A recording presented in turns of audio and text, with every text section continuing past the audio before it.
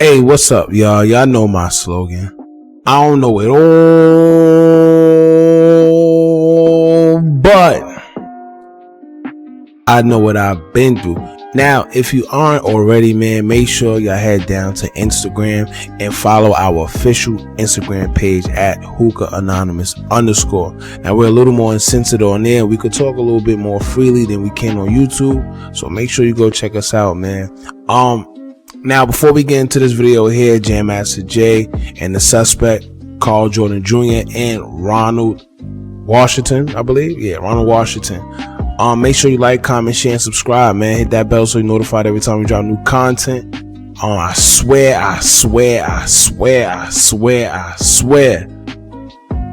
It's lit here. So join one of the latest gangs on YouTube so you can stay updated with some of the realest content. Now let's get straight into it. Now, Jam Master Jay, who was a DJ, a part of the legendary group Run DMC, was fatally shot and killed inside of a recording studio in Queens, New York around 7:30 p.m. on October 30th of 2002.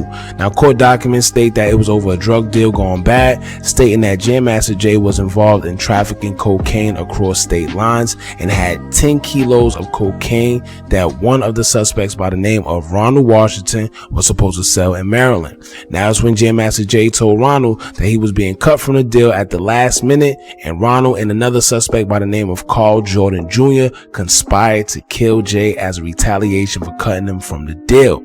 Now, court documents also stated that the night of the killing, Ronald and Karl entered the studio Jam Master Jay was present at, ultimately executing Jam Master Jay. So far, they have Karl as a gunman who actually fired the fatal shots, and state that Ronald, who was 56 years old at the time, pointed a gun at others in the studio. Now, it said that Karl fired 2 shots, one striking Jam Master Jay in the head, while the other bullet hit another individual in their leg.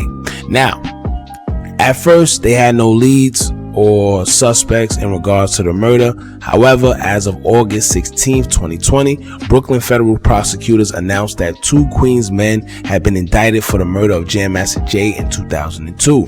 Now, prosecutors never released how or what led them to these 2. However, Ronald and Karl was hit with a 10-count indictment with charges ranging from murder while engaging in narcotics trafficking, firearm-related murder, and several additional drug distribution counts. Now, August 16th, Karl was arrested, but Ronald Washington was already in federal prison for a string of gunpoint robberies around New York City 13 years prior. Now, he was already sentenced to 210 months for that case and set to be released April of 2021, but it looks like he wasn't able to get out due to this new case 18 years later. Now, if the killing of Jam Master Jay wasn't enough, prosecutors made matters worse for Karl Jordan, because in 2021, there was an indictment filed against him alleging that he distributed up to 280 grams of cocaine, or roughly 10 ounces, in Brooklyn between March 2016 and August 2020, and carried a weapon with him in the process.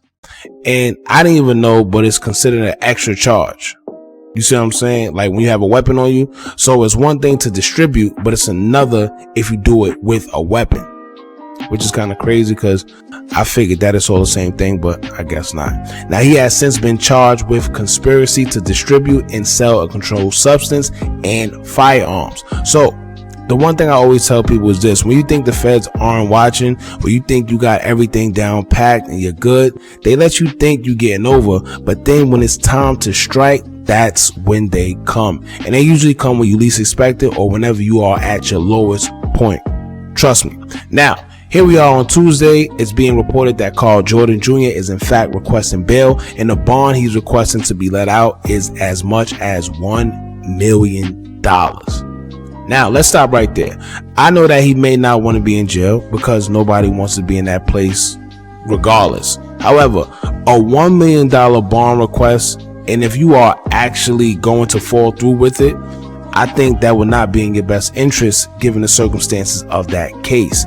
Him making bail, especially as much as $1 million, would be more ammunition for the courts to use against him and help allege that he's getting the money from drug proceeds or any type of life of crime in some way, somehow, some shape or form, whatever.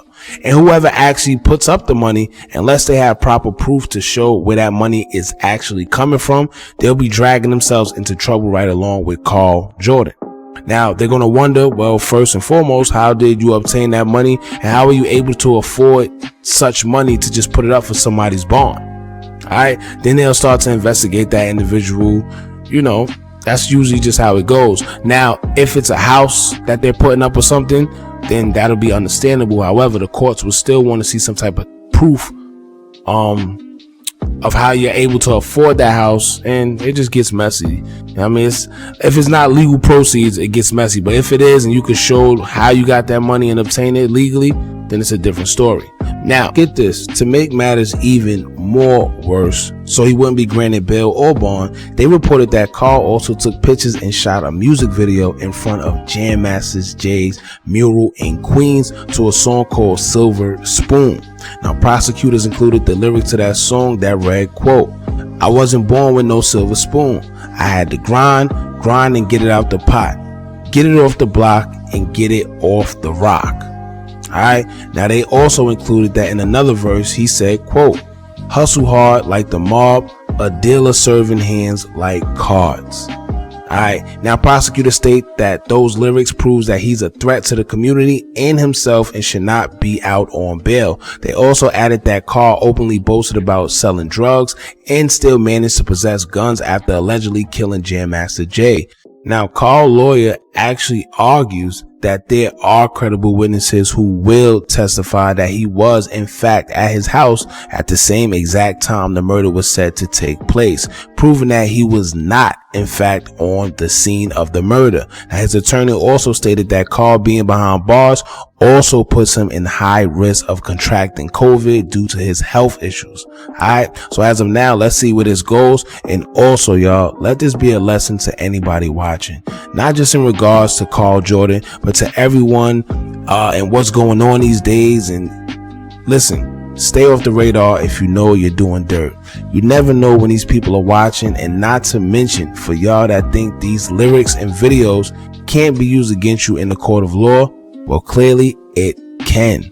Time after time, these artists continue to get locked up over social media and their music, and I don't know why people seem to not understand that those same lyrics can and will be used against you in the court of law.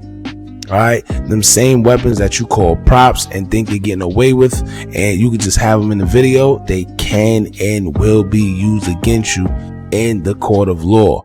Clearly, we see it time after time.